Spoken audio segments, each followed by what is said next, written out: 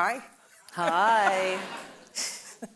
I wore this in honor of Christine's show, The Gilded Age, and Trump's golden era, and my book about glitteries. Well, let me just say what an honor it is for me to be here at the Y with you, to help you promote your book and celebrate your book, and to say that when I was profiled by Maureen, I was so intimidated. I thought, I'm having lunch with a woman who's a combination of Dorothy Parker and Martha Gellhorn, and how am I going to hold my own with you? But you were wonderfully easy and fun, and we've since made a friendship, so hopefully you'll get that vibe. Yeah, I for these pieces, I often try and pick people I admire for their talent or, public spiritedness. And I had admired Christine for so long. I saw her on stage in Boeing, and her scene in the garage in Bowfinger is one of the funniest scenes in the history of movies. I just saw that last night with my 11-year-old grandson. Did he laugh? Yes, he went, Minnie, he calls me Minnie. He was stunned to see me up The there scene with the Eddie dog. Murphy. Can you imagine seeing your grandmother with Eddie Murphy? With Eddie Murphy. Eddie Murphy is one of the pieces in the book. And Christine is busier than ever, and she's won 2 Tonys, 1 Emmy, but the prize she's most proud of, she told me, is the Polish Ham Award. Miss Polish Ham. She told me her biggest ambition now is to play the fool to Meryl Streep's Lear. And Cynthia Nixon told me about Christine. She's a little girl from Buffalo, but she always seems like she dropped in from Paris. So we bonded over our shared love of opera, Louboutin shoes, martinis, and we both went back to school late in life. She went to Oxford to study T.H. Lawrence and Oscar Wilde, and I went to Columbia to study Shakespeare. So we're just a couple of co-eds here. Also, we're Catholic. We're nice Catholic girls. Oh, yeah. We like going to school, and we like our martinis. Yeah, absolutely. So I wanted to, before we get to the book, because I know you guys are interested in politics, a little bit. Today, Trump spent his day doing more than 100 Truth Socials, retweeting things reposting things that praised himself. So that was a good day. And Elon Musk blamed Zelensky for a cyber attack on X.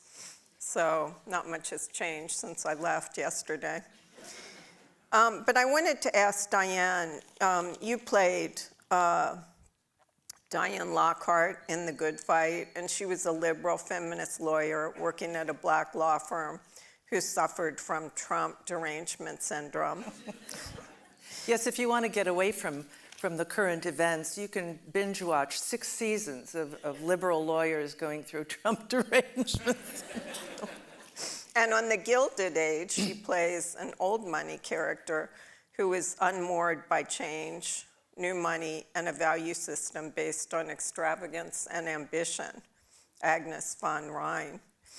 And Adam Gopnik wrote a great piece in The New Yorker about the new Gilded Age. Instead of Morgan, Vanderbilt, and Carnegie, we have Bezos, Musk, and Zuck.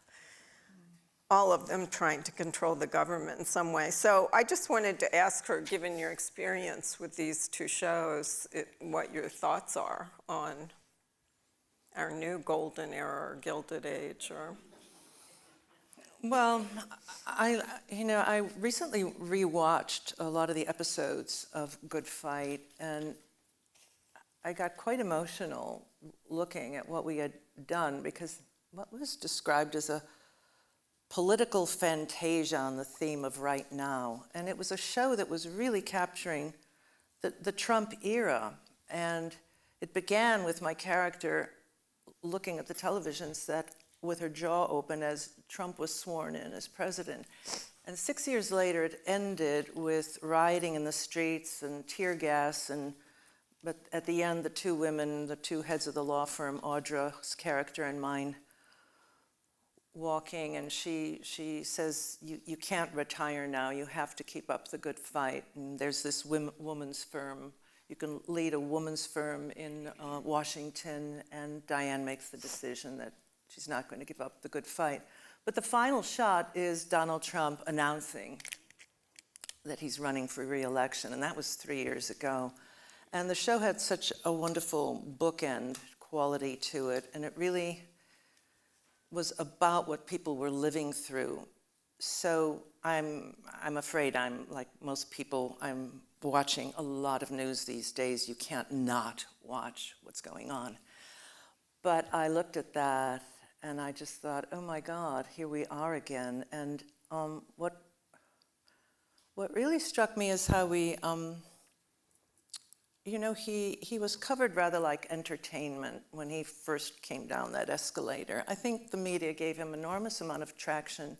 And we made an entire show about characters living through the Trump era. He was, you know, he was our raw material. And then you've had you've had so many late night monologues and Saturday Night Live skits and people doing impersonations. And it really makes me think to what extent, is he really a figure, he never seemed like a serious politician or certainly not a serious statesman, but you know, did we make him a clown, an entertainer, and now it's deadly serious, and clearly, you know, making jokes about him seems a bit inappropriate. But I don't know what your thoughts are on that, Maureen, because you covered the whole thing, and everything he said and did was covered.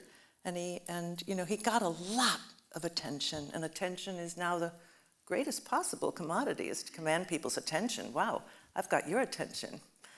It's pretty cool. But do you know what I mean? It feels very crazy because I was born in Washington, so to have the city being gutted from the inside out, and not to mention, you know, the world instability feels really crazy. And I was thinking today, it's kind of like the oops, we did it again, Britney Spears administration.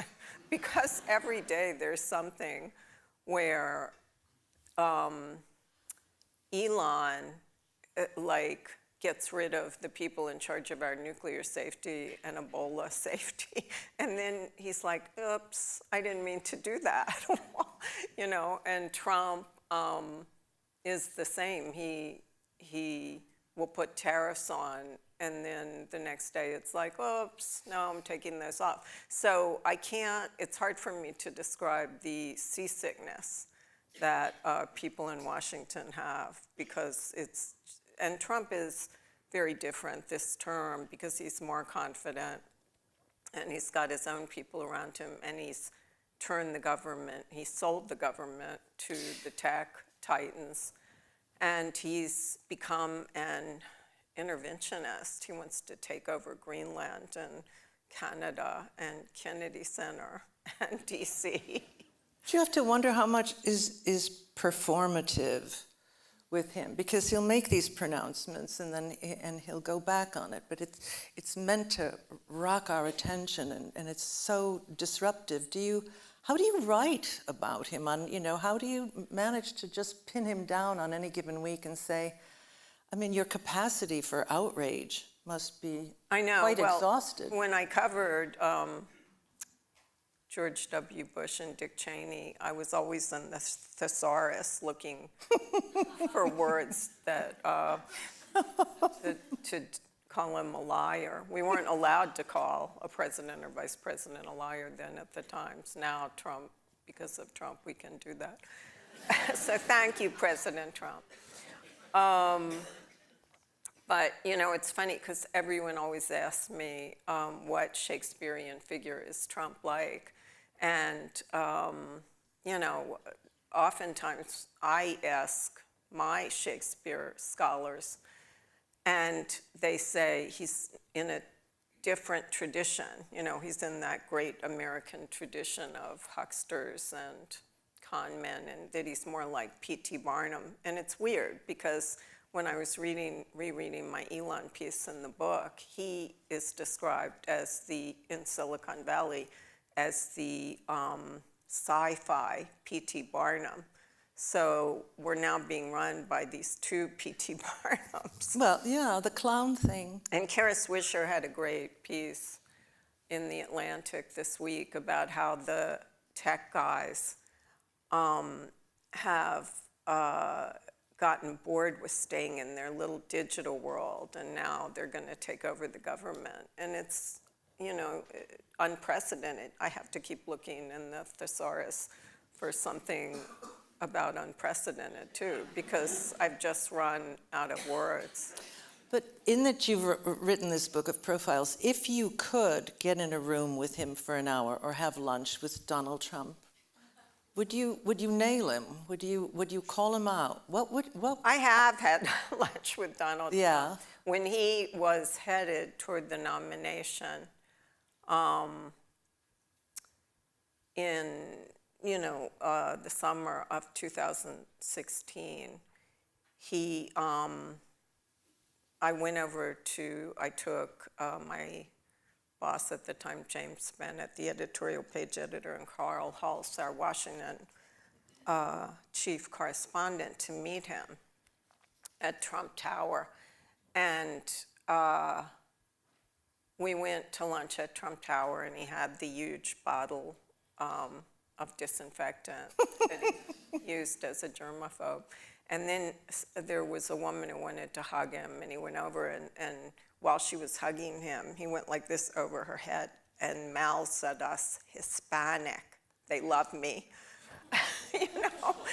And then Ivanka came in and met me, and then she sent me this huge box of dresses from her clothing line. And I just said to the assistant, just send them back. I don't want to open it in case there's anything cute in there, because I won't be wearing them.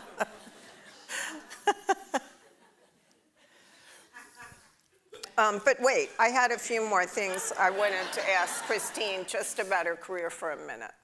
So, well, this is actually about Elon. So there's a very famous picture that went viral of Christine giving the stink eye to Elon. Was that at the Met Gala? It was actually my 70th birthday, and Tom Brown wanted to dress me, and it happened to be the night of the Met Gala, so it was a pretty special night to turn 70 and do that whole thing. But for anyone who's been to the Met Gala, it's the fashion equivalent of the Baton Death March. All you do is you stand and wait and wait and wait in line to be photographed, and then you go up the stairs, and then you wait and wait and wait to get into dinner, and you're, in your high heels and your togs and all. Well, I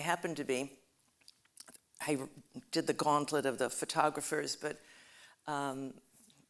going into dinner, the man standing next to me said, "Oh, there's Elon Musk." And I thought, and I started venting about how angry I am about the fact that he puts his money into colonizing space when he could be putting all that money into saving the planet. And but I must have turned around and given him one more hairy eyeball, because a photographer snapped me, and I'm in the background and Elon Musk is in the foreground, and I really have this look. And I'm in a black cape, so it's very gothic looking. Anyway, it went viral with the title "Good versus Evil." The good fight. And I thought, maybe I should have t-shirts made of that, or if I could afford it, I'd put it on a billboard. Now it's,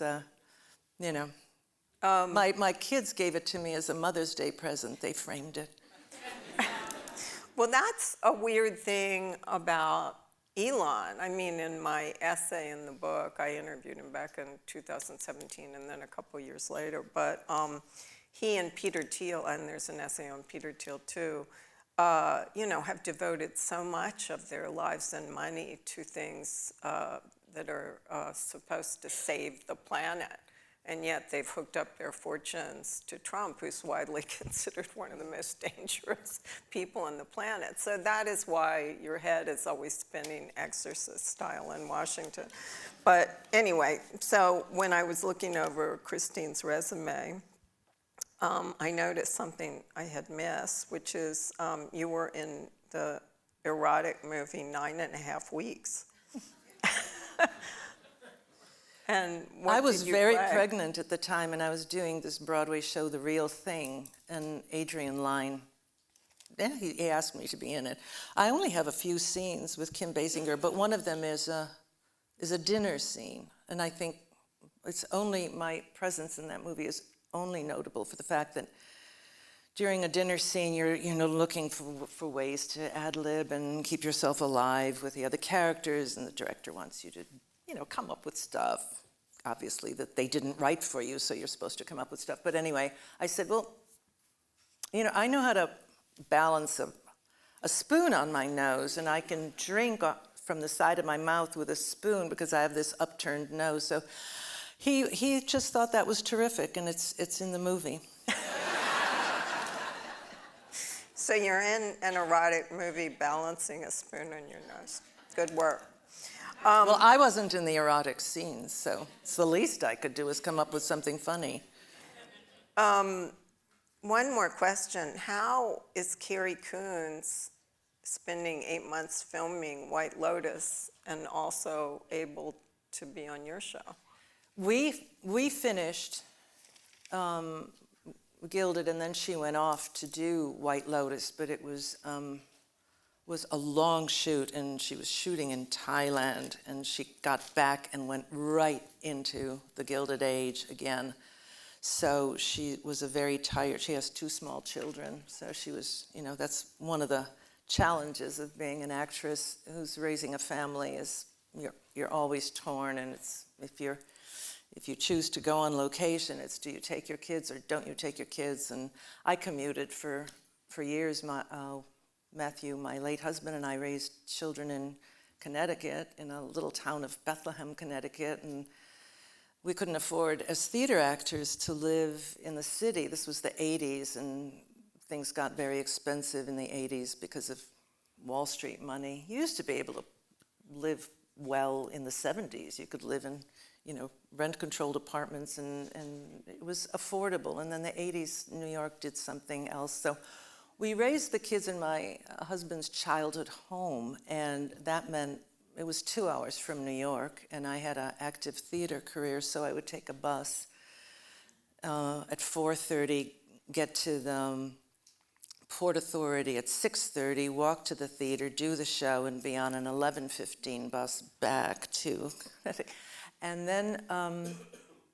then when I did Hollywood, we left the kids, and I commuted to Hollywood. My point being, every actress who's trying to raise a family faces these really difficult decisions about you take the kids or you don't, or you're away from the kids. And I have to say, I've tried to be very supportive of actresses a little younger than I who are still doing that.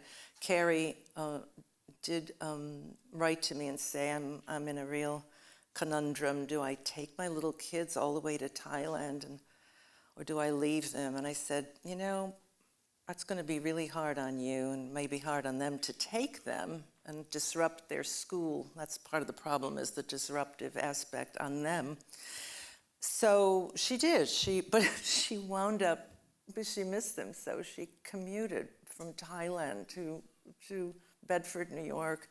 It's a really a very challenging thing to be in show business and raise kids and just do that dance that you have to do, holding a marriage together and having kids. So it's one of my great achievements, was just the fact that I managed to have a good life with good kids and a 30-year marriage. I consider that as much of an achievement as all the things on my resume. So Esther Newberg will kill me if we don't get to the book soon. But I do know. have one more I wanted you to tell the story of your late husband's link to the Gilded Age. Oh, yeah, quickly, my husband was Matthew Coles, and when I met him doing a production of Ghosts, he was this guy with this leather jacket and goggles dangling from his ear and smoking unfiltered cigarettes. And one night he asked me if I wanted to ride home on his motorcycle, which he named Lucifer. He named all his bicycles Lucifer, and drove home on the Williamsburg Bridge, and then that began a love affair, and we a year later we were married. But what I didn't know about him, or he mentioned it but I didn't really know, was that his great-grandfather was a man named Joseph Drexel, who was one of the Gilded Age. The Drexels were one of the Gilded Age families, and his great-grandfather had founded the Philadelphia Banking Company with J.P. Morgan, and his great-aunt Bessie, Elizabeth Drexel, was a real society doyenne, and she has a Baldini portrait hanging in the Elms in Newport. So this summer I'm going to go and speak to the Historical Society about Matthew's family, who, because of my work on the Gilded Age, have suddenly been deep diving into my husband's past, and I wish he were still alive so I could pick his brains, because he had so many stories. And anyway, that's that, but I would love to talk to you about your book. If you, so you say that you choose people that interest you or fascinate you. You're a movie watcher. You're someone who obviously adores actors, because your profiles of actors are great. Would you reveal any faves or any? Yeah.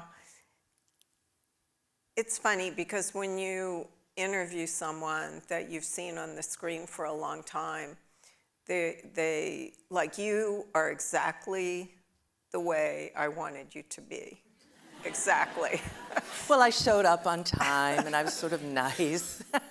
But then sometimes it's weird because, when I was a teenager, I had a poster, the famous poster of Paul Newman in the tight white t-shirt in my room, and I just had been crazy about him my whole life. And then finally, I actually got to interview him when I came to the New York Times. And he was completely wonderful, except the weird part was he wasn't really sexy because there was so much incoming.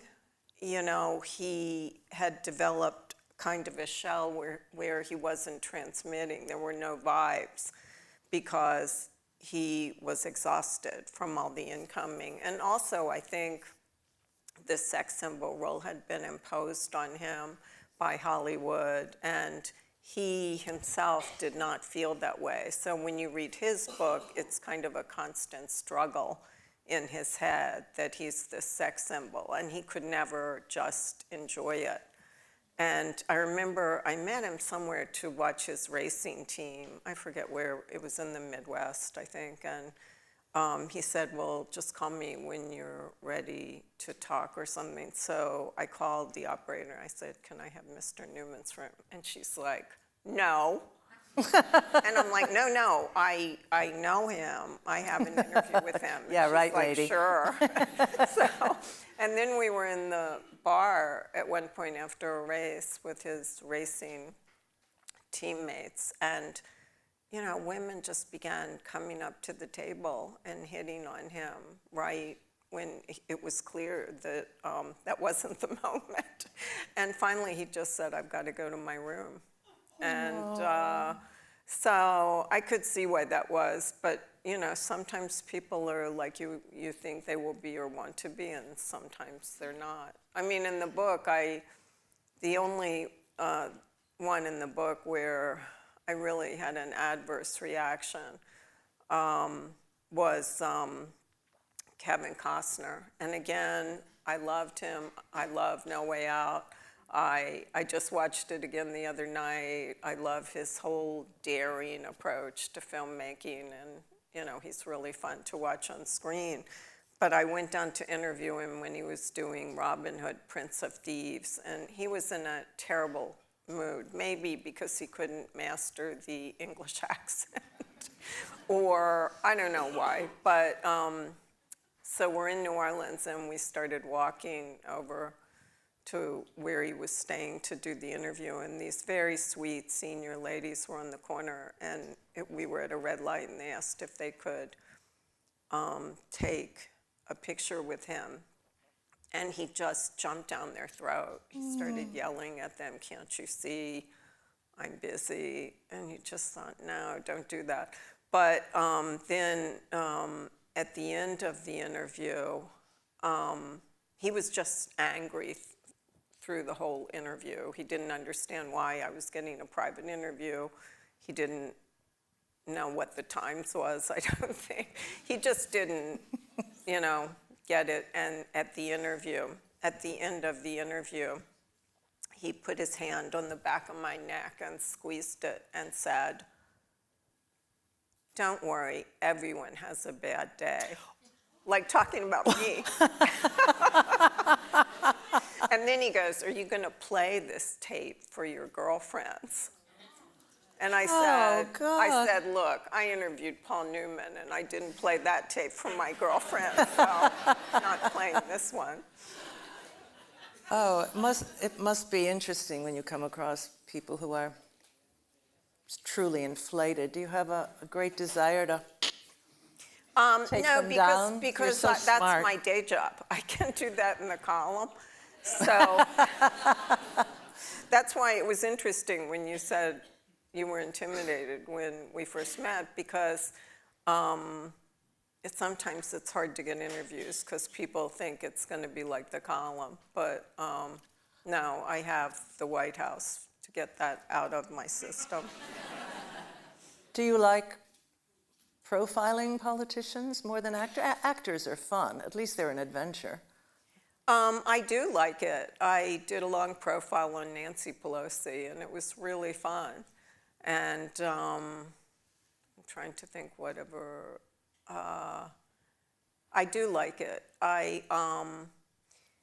Part of the reason I wanted to do the book was because I've always thought of Washington and Hollywood as twin capitals of illusion and ratings, and in the case of Trump, makeup, and hair. And now Silicon Valley, also illusion and clicks. And so it's fascinating to look in each place the people who have the power and how they use it and abuse it. And that's where Shakespeare comes in, because oftentimes in Shakespeare tragedies and histories, the play turns on when you become your own worst enemy and what happens then, like Macbeth or Othello. And that happens all the time in Washington. I mean, I'm always amazed that when someone becomes president, at the very moment they should feel confident and acclaimed and they've won the White House, suddenly it's like they get completely suffused with gremlins and demons and imposter syndrome, and that's how we got into Iraq. It's very strange. You just think, why can't you just enjoy this and not be your own worst enemy? But there's a piece in here about Eddie Murphy when he was at his height, and he had all these entourages, and he would act kind of surly, and he came into the interview, and he was surly, and he was mad that people were writing that he had entourages. But, sometimes you just want to shake people and say, enjoy it. You're at the pinnacle. Don't destroy yourself. But oftentimes they do. If you could interview one Supreme Court justice, who would it be? That's a good one. Maybe Amy Coney Barrett. I knew you'd say that. Yeah. She might just be the person who could change it. She has, 7 children, 2 of them Haitian. She's a practicing Catholic. You have to wonder if, as a mother, lots of mothers and grandmothers now are wondering about the future for their for their kids, and you wonder if that will affect her, if it will, what's going on. When I saw her at the State of the Union, she was just total, no reaction, and very somber, shaking Trump's hand. She just didn't crack a smile at all. You have to wonder what's going on there. You hope that if she does have the power, that she uses it. Well, Alito sets a very low bar, so she's got to be better than that. Tell me about Andre Leon Talley. It was an era, fashion. He was just larger than life. Are larger than life personalities fun? Oh yes, I love larger than life. I love operatic, larger than life personalities. I can't read a Jonathan Franzen novel because basically it's about two siblings arguing and then one gets a headache and they go to the CVS for aspirin, and I am like, I don't give a damn. I want like primal emotions, primary colors. I want all the big stuff. And Andre filled that bill, believe me. Christine was involved, and one time Andre and I went to the opera, and we were in the bathroom together, right? Yeah. Oh yeah, and you said he made you put this dress on, and you were so angry. No, not made me put the dress on. He insulted my dress. Oh, that's right. I wear vintage junk from flea markets. And he said you looked like Blanche Dubois? Yeah, he said. And I was staring in the mirror, really upset. That's when I think I met you. I didn't even know her. We didn't know each other. And she was there. You were there with your daughter, I think. Right. And she came out, and I didn't have anyone to talk to, so I turned to her and I said, Andre Leon Talley just said I look like Blanche Dubois, because there was a lot of tulle on the dress. And when I came out to the car, he just looked me up and down and said disdainfully, Blanche Dubois.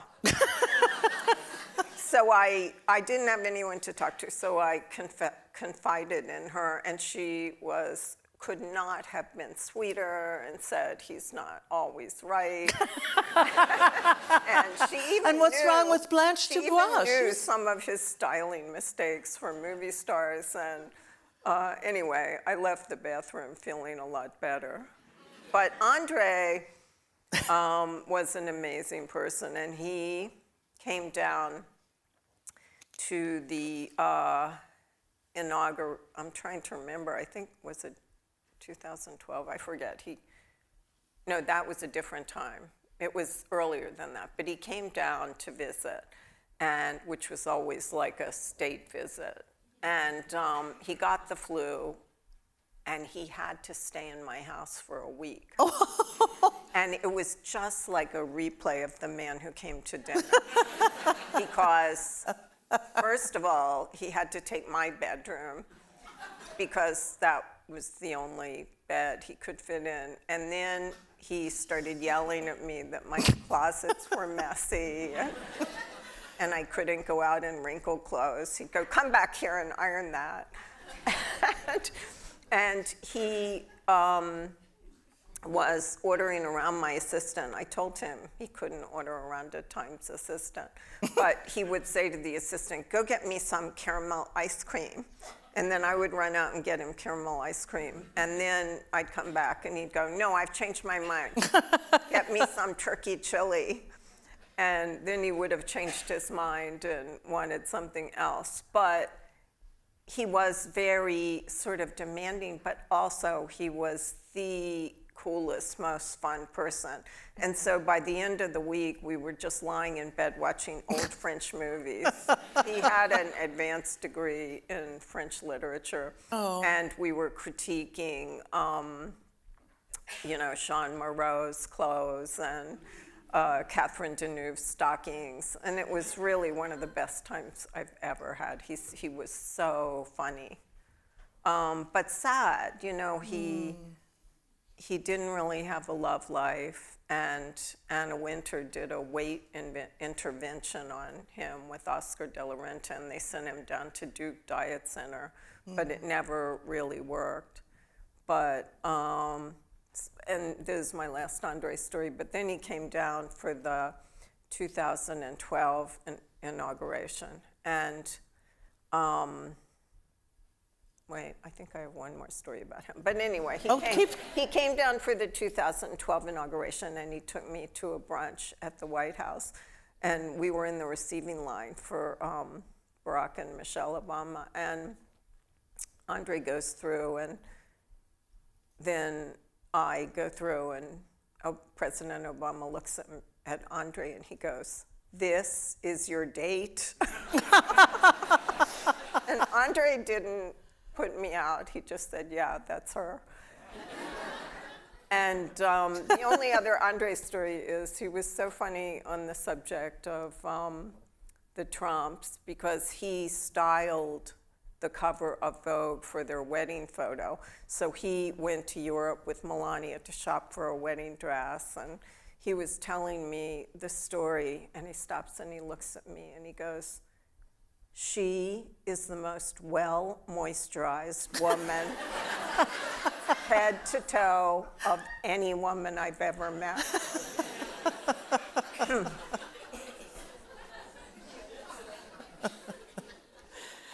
And you did Diane von Furstenberg. Oh yeah, she's a trip. She bought the most beautiful place in Venice I've ever seen, and decorated it with all these beautiful antiques. And then she called her family and told them she had moved to Venice.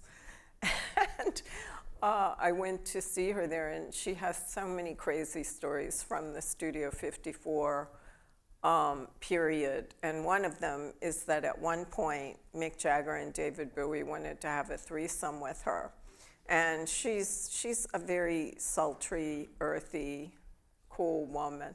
And so she came in the bedroom, and they were in the bed, and she goes, "I just looked at them, and they were just these two skinny little things, and I changed my mind."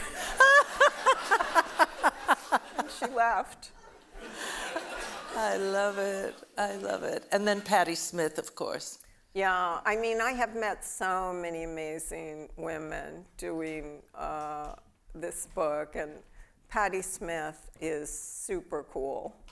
I just love her. I went to Paris with her, and the French were agog at her concert. And, you know, we were walking away from the concert hall, and everyone, you know how the French can be very, what is the right word for that? Kind of diffident or, you know, snooty. And we're walking down this little street near her hotel, and they all began streaming out of bistros, yelling, "Patti, Patti." I mean, she was like some ancient queen gliding along. She is a really great person. Like, we were doing an interview at lunch, and she gave the waitress tickets to the concert, and she signed every autograph.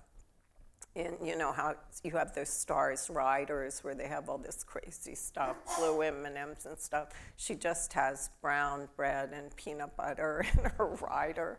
She's just neat, a neat person. That book, Just Kids, was the best chronicle And she is of life such a in the great writer. 70s. And also, I have to say, I don't read many Substacks, but I subscribe to hers. And it's fantastic. She's always either taking you to Rimbaud's grave in France, or doing a concert for you, or reading you poetry at night before you go to bed. It's a great Substack. Oh, so here's some questions from the audience, and I think this one is for you, Maureen. Which historical figure do you wish you could have asked your probing questions? Well, if we're talking about, if it's politics, I would say Lincoln. You know, I mean, there was never anyone like Lincoln, I think. And if it's Hollywood, I would have to say my dream interview would be Robert Mitchum. Because there are a lot of guys who are emblems of cool, like Steve McQueen, but it sounds like in person they were kind of insecure and not cool. but I really think Robert Mitchum probably was very cool, because when you read about him, like if a director was treating someone badly on set, he would, you know, take care of it with the director. And, you know, he was a cool cat. He got busted for pot. And, you know, it was hard after that because some people didn't want to work with him. But he was so great. I mean, Such a great actor. Some of his movies are incredible. So Warren Beatty was notorious for not giving interviews. How did you get him? Oh, I know how you got him. Well, he was in a good mood because he had just fallen in love with Annette Bening. Oh. They had just made Bugsy. And so he did an interview. And also, I have to say, you know, Elon and Donald Trump think they're master marketers, but Warren Beatty was one of the best marketers in the business. He knew more about that side of the business even than acting. He was an incredible marketer, and it's very sad that, you know, I hope, I guess he's never going to write a memoir, but that would be one scorching hot memoir. I don't think he would do it because, you know, he's a father now, and he loves Annette, and that would be. But he was like, one thing with movie stars is some of them, like Paul Newman, didn't like to talk about didn't like to talk about movies. Like Paul Newman thought being a movie actor was a bit of a trivial pursuit, so he kept wanting to talk about nukes, you know. And I'm just like, no, we've got to get back to the movies. And Denzel Washington was hard that way, who was very guarded. And I went to interview him about his Macbeth, which I loved, the Joel Coen one. And so I thought, you know, I kept getting warned, and I would see in clips that if you asked him anything probing or personal, he would not like it. So I thought, I'm just going to make it easy. I'm just going to ask about Shakespeare. So I sat down and I said, so, you know, tell me about how you approach Macbeth. And he goes, I don't remember that. I made it 2 years ago. He didn't really want to talk about it. So, but on the other hand, Warren Beatty really loved to talk about movies. And he thought movies were amazing and romantic. And so he was incredible company because he would talk about the stuff that, you know, Graydon Carter is here, and I've been interviewing him this week, and we both have this thing in common where we kind of based our lives or our style or something on movie stars from the 30s and 40s. And I think he's like Walter Burns in The Front Page, and I'm more like film noir vixens, because when I first got into journalism, it was mostly guys, and it was very scary. And so I would look to Barbara Stanwyck and all these other tough-talking dames, like they would always treat the men, just give it right back to them. And that tempo was something I tried to use at the office so that I wouldn't be rolled over as a woman. Does your brother, who writes his column once a year, still love the king? You know, the way our family, my family, my Trump-loving family and I continue to have Thanksgiving and Christmas is we only talk about movies. And that has been true, you know, since we were little. We always love movies, and we talk about movies, and that's what we do instead of talking about Donald Trump. Oh, gosh, well, here we go again. But do Democrats have a chance to win the midterms? Will winning one house make a difference? I don't know, you can answer that. I think we do have a chance. I think it's been so brazen and so arrogant and so so disruptive that the resistance is happening sooner than we thought. But I'm hopeful that people will really come out and make a difference. Already I think there's a march on March 13th. I think we've got to actually just get out and make our voices heard. We didn't see it coming far enough. I mean, we were told it was going to happen, but that it could happen. But now that it's here, it's jaw-dropping, and it consumes us. So it was hard to tell, even inside the New York Times on election night. Really? I mean, it was funny when David Plouffe said afterwards that she never was ahead in any of the 7 swing states, because that was not the feeling that I was getting in the Times. And in fact, I was writing a Kamala One story until like 9 p.m. that night when my boss came in and said, well, Trump just won Pennsylvania. And then, then I trashed the Kamala One story and went to Trump one. But, maybe it should have been, in retrospect, it seems very obvious, but I don't know. I don't trust the big data people. They just always leave me confused. Politics is about humans and, life and death choices for you and your children. Mm-hmm. And I'm not sure that can ever be captured for sure with big data. And are there any Democrats who have the charisma that could rival Trump's and steal the spotlight? Well, I see that Bernie Sanders is making a comeback. Could be exciting. I like Chris Murphy. I like it. He doesn't. He's very, very serious, very well spoken, very informed. What do you think of the idea? They're floating the idea of this guy on ESPN, Stephen Smith, and George Clooney.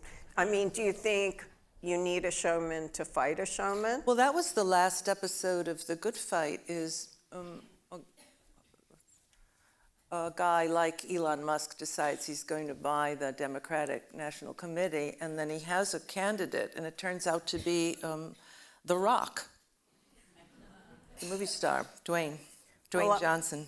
I just did like a 5-hour interview with George Clooney for his new Good Night and Good Luck play about Edward R. Murrow. And, I do have to say it's disconcerting sometimes when you're doing an interview with a Hollywood heartthrob and they set up the interview and you're in a kind of sexy hotel bedroom like George Clooney and Daniel Craig. And I don't know if they do that intentionally to kind of throw you off your game.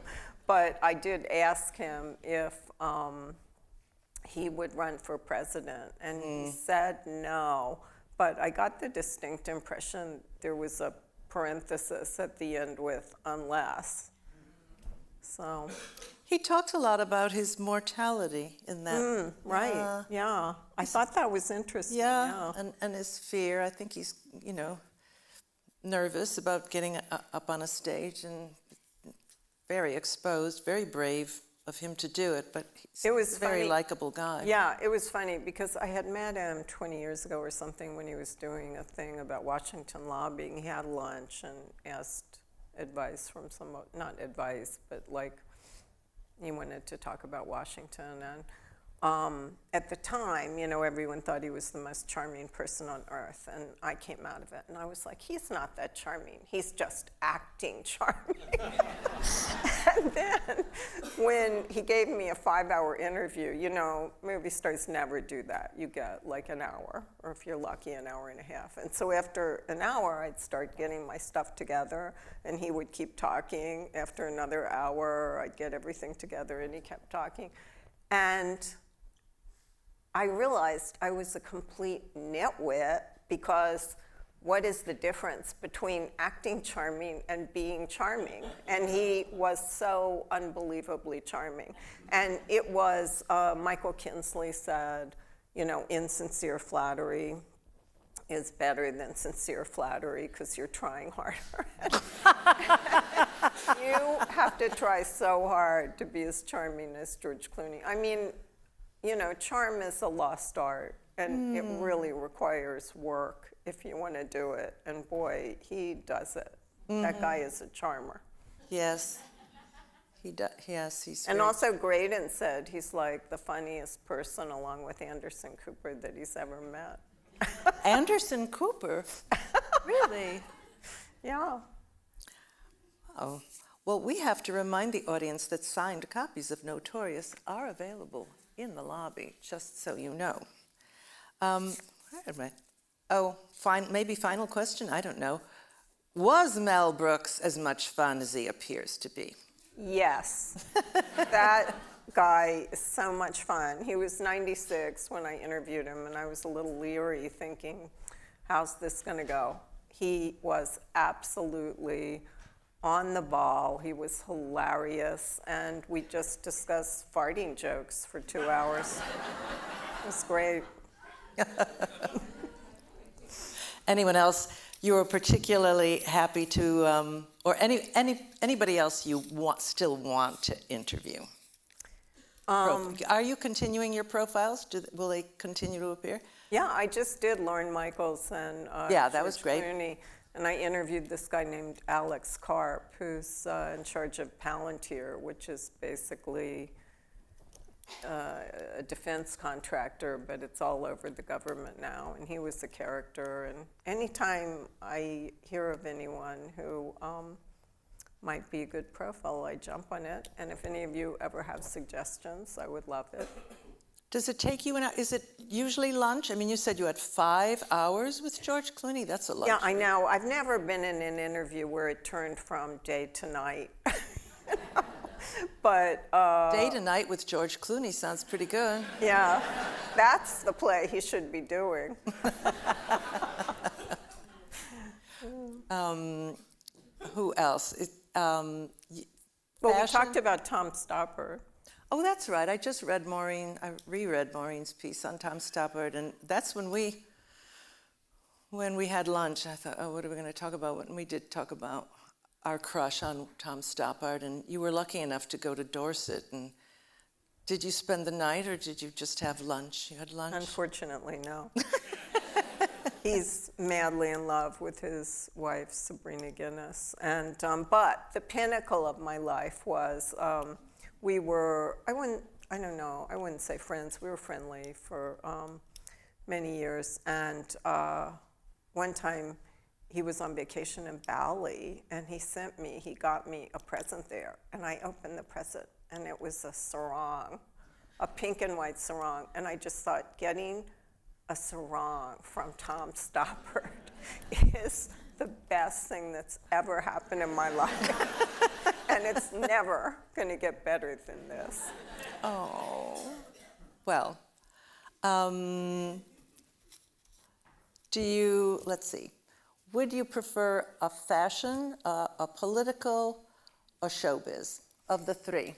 Because fashion is interesting to talk about, like with Andre or Diane, because that world that they were part of, they speak about a world that's actually doesn't, or is rapidly fading.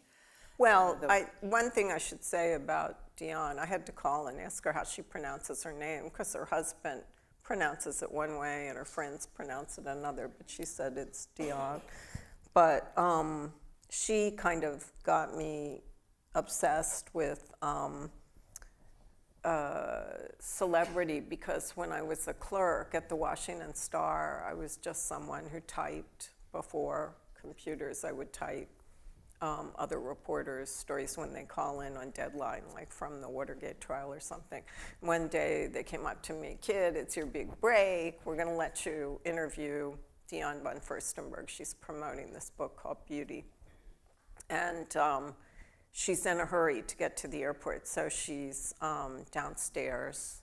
And so I ran down with a notebook, and I look, and there's this huge black limo, and I got in, and there's this woman with long black hair with henna on it in a full-length black mink coat with a box of dark chocolates on her lap.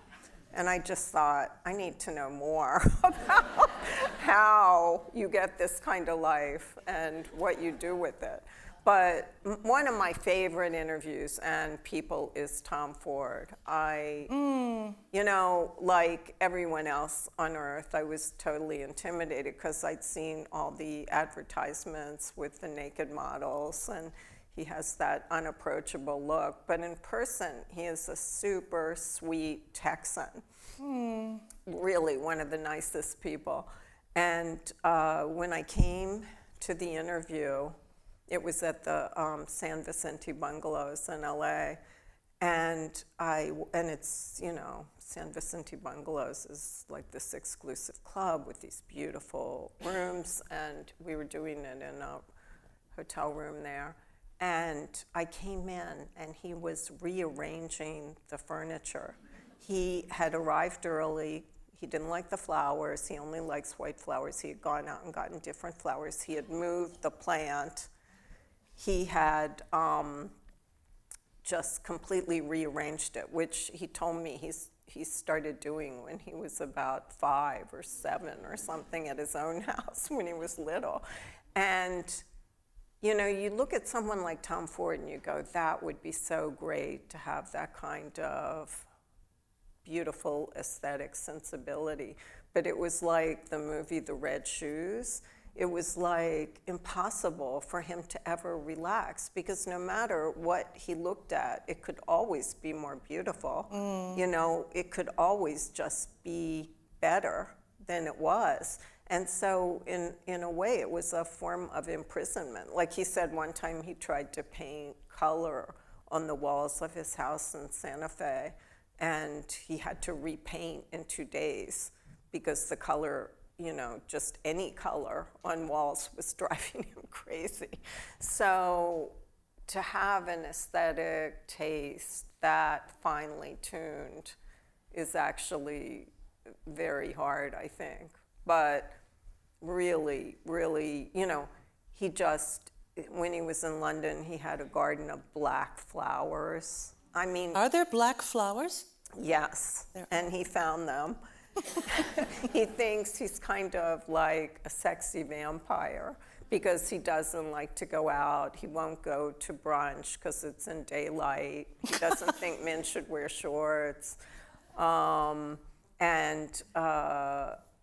You know, he has all of these very intense aesthetic impulses, which I think would be hard. I just realized interviewing him that I would love to have great taste, but not if, you know, everything you saw could be better. That's hard. But he is a sweetheart. So we all look, we read your columns, and you express for us what we're feeling in terms of our rage and our frustration, and you do it with such clarity and such wit. When you did the interview, you did the column right after the State of the Union. What, did you stay up all night? How did you write that? How do you do it? I stayed up all night. You stayed up all night? And I wasn't good at that, even in college. I wasn't good at staying up all night. We should say that Maureen has a very bad cold, and yet she got through this interview. Thank you. Thank you for bearing with me.